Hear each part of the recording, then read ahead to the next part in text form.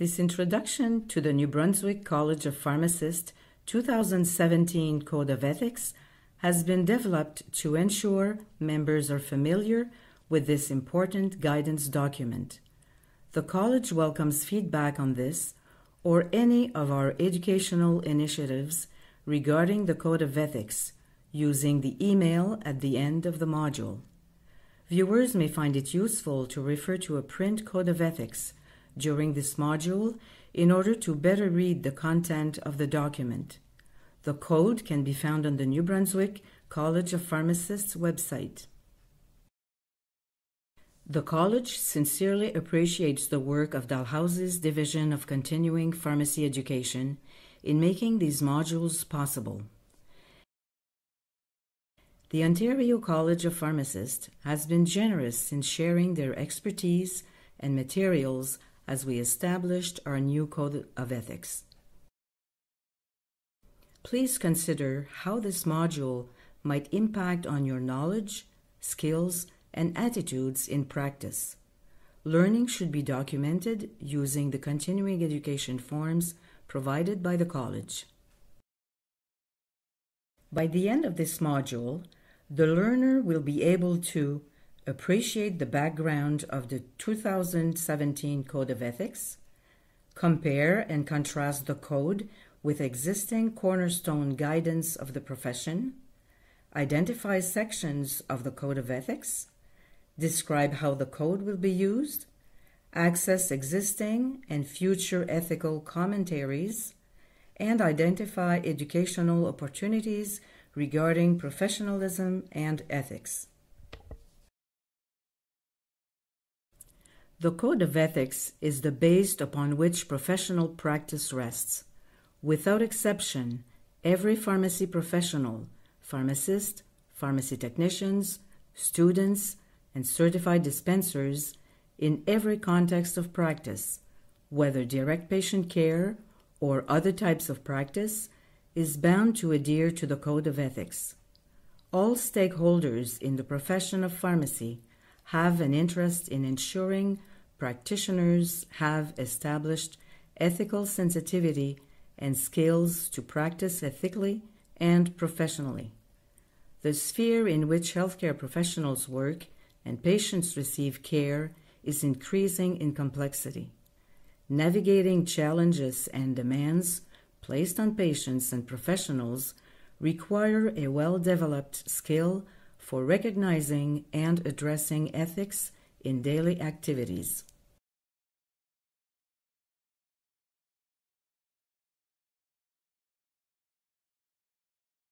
The code purposefully uses the term patient rather than client.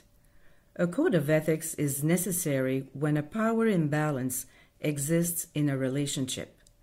The code protects the more vulnerable party in the relationship.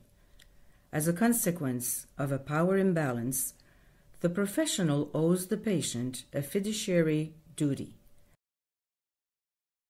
This means the professional must act altruistically for the sole benefit of the patient. In pharmacy, a therapeutic relationship exists between a professional and more vulnerable party receiving care. The term patient was purposefully chosen to ensure the vulnerability inherent in the therapeutic relationship is reflected throughout the code. While the majority of college documents use the word client, the Code of Ethics uses the word patient for this reason.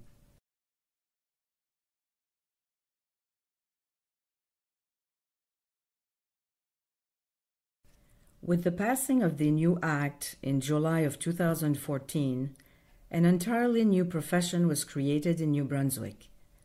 Pharmacy technicians became recognized healthcare professionals. The college identified at that time that the code authored in 2003 was one of the many pieces of pre-existing guidance that required adjustment to include pharmacy technicians. Further, because most codes have a shelf life of about 10 years, there was added motivation for updating the document. The Professional Practice Committee of the college assigned the Code of Ethics project a high priority when they met in July 2016. Work began in the fall of 2016, and in the spring of 2017, the initial draft was circulated to stakeholders for review and discussion. During college roadshow sessions, the code was presented and feedback garnered. Stakeholders were also invited to comment through online surveys. In the fall of 2017, further consultation using expertise in law and ethics was engaged. The college reflected on the work, the feedback, and our philosophic shift away from rules-based regulation. This process resulted in a final version in November 2017.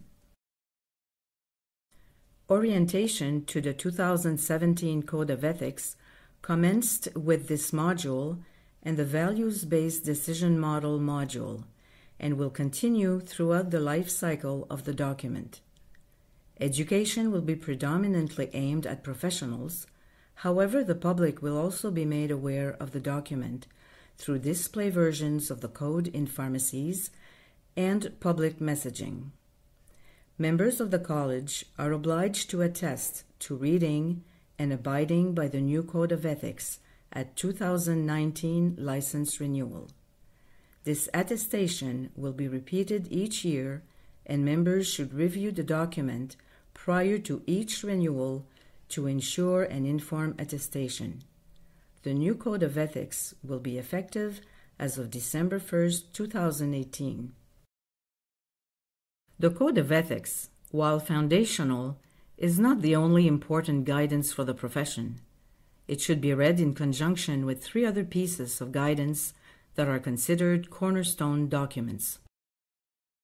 The Act, regulations, and standards of practice take their cue from ethical principles and are congruent with it.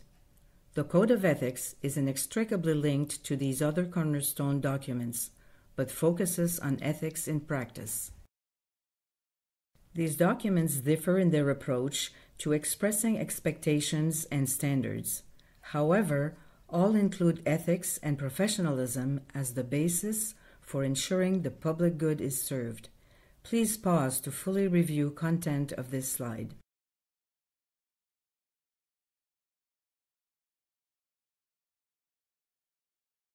This section of the module delves into the Code of Ethics content. You may benefit by having a copy nearby. Please pause the presentation at any time in order to read and consider portions of the document.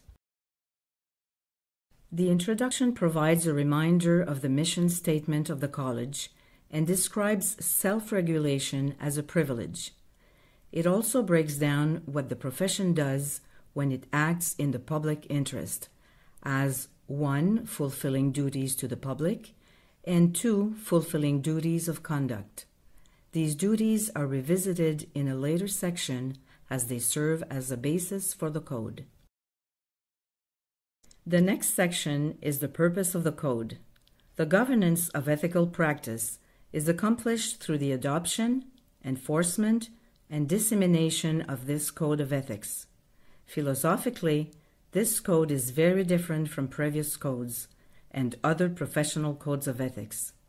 It purposefully provides a conceptual rather than granular approach to codifying pharmacy professionals' ethical practice. Why did the college apply this approach to the Code of Ethics? A set of rules was originally what was developed for this document.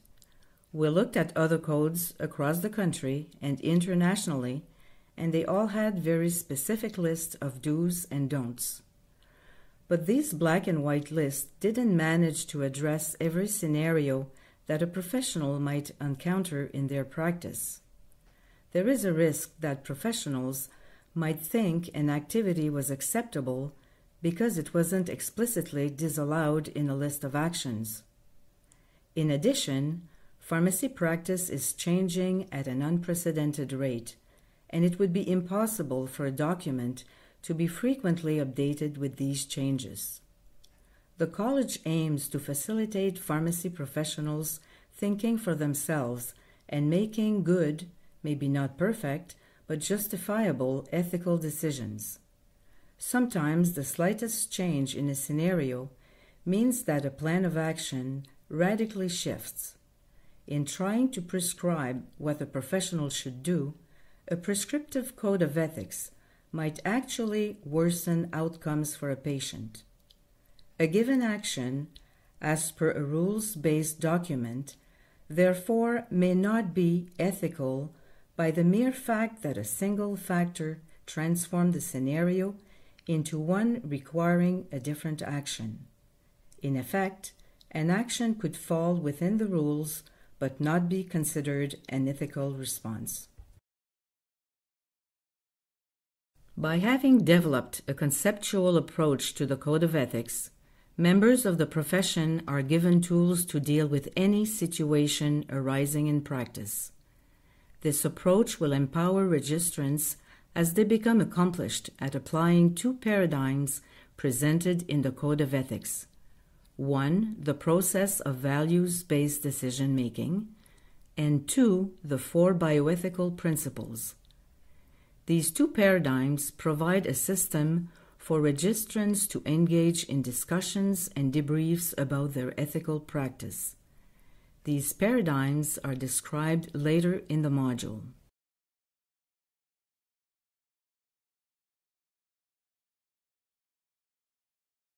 Intended uses of the Code of Ethics. The public, registrants, and the college use the Code of Ethics to serve as an educational resource, self-evaluate knowledge, skills, and attitudes pertaining to ethics in the course of continued professional development, establish a basis for the evaluation of registrants' conduct in the course of complaints and discipline proceedings, articulate the ethical principles for pharmacy professionals so that they guide everyday decisions and actions. Everything the professional does can be seen through an ethical lens. For instance, in direct patient care, when a prescription is processed, was appropriate data, including the diagnosis, symptoms, and lab data reviewed? Is the patient's privacy ensured by having health-related discussions within a proper environment? When a drug isn't covered by a plan, is responsibility transferred to the patient, or is support provided to get therapy they need?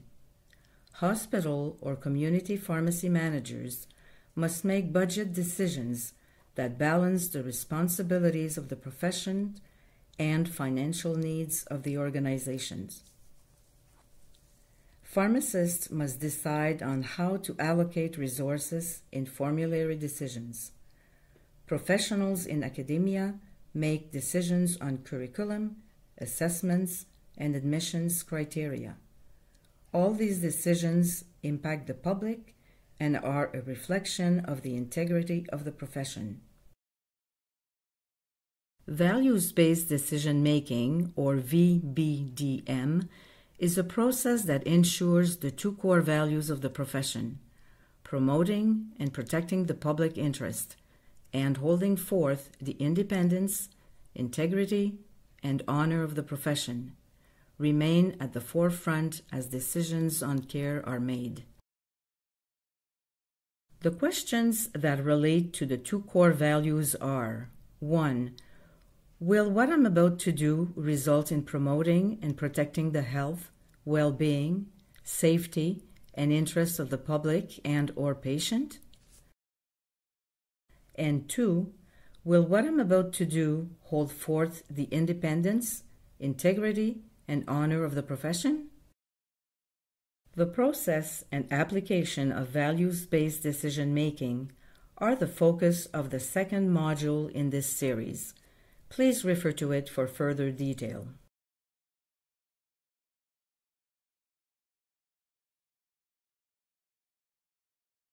Bioethical principles presented in the Code of Ethics are the classic four many will be familiar with: beneficence, non-maleficence, respect for persons, and justice. These 4 principles are used to identify patient values at play. These values may be conflicting or competing during the process of values-based decision-making. Each of the bioethical principles is discussed in greater detail in other educational offerings. Concepts and definitions round out the Code of Ethics. The Code includes sections on conflict of interest, conscientious objection, fiduciary relationships, informed consent, definitions of member and patient, mental competency, patient-centered care, registrant, and self-regulation.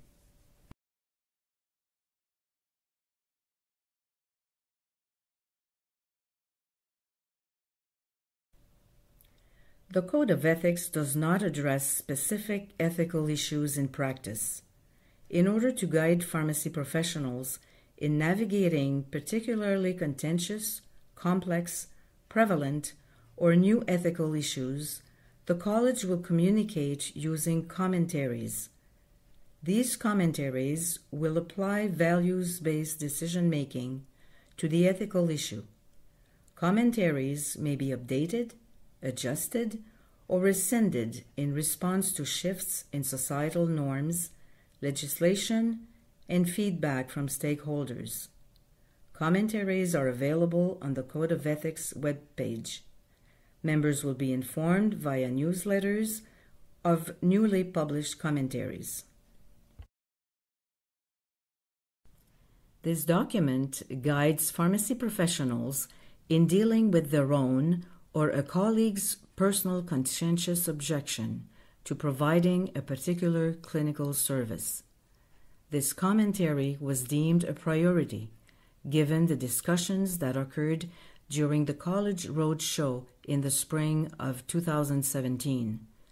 There was some divergence in understanding and opinion regarding the ability of healthcare practitioners to invoke conscientious objection and how to deal with these personal values. Members are strongly encouraged to read this first commentary. Conflict of interest was felt to be of particular importance to pharmacy given the prevalence of competing influences on the profession. Interests and values that are not those of the patient impact on many practice scenarios and are explored further in a separate commentary.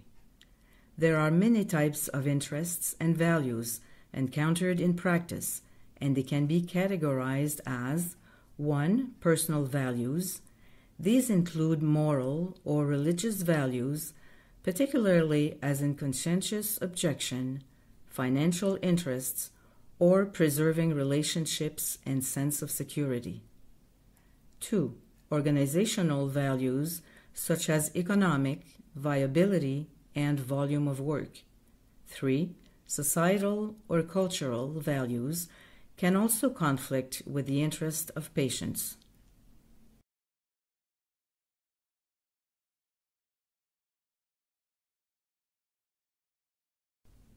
The college has a web page dedicated to the Code of Ethics and professional development opportunities pertaining to ethics and professionalism. Registrants with the college can access modules in this series, commentaries, high-quality educational offerings from other organizations, and notices of upcoming live sessions pertaining to ethics and professionalism. That concludes the introductory module to the New Brunswick College of Pharmacists Code of Ethics.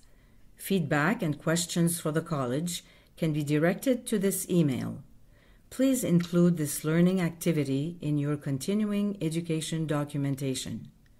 The second module, focused on values-based decision-making, complements this introductory module. Please take the time to review it.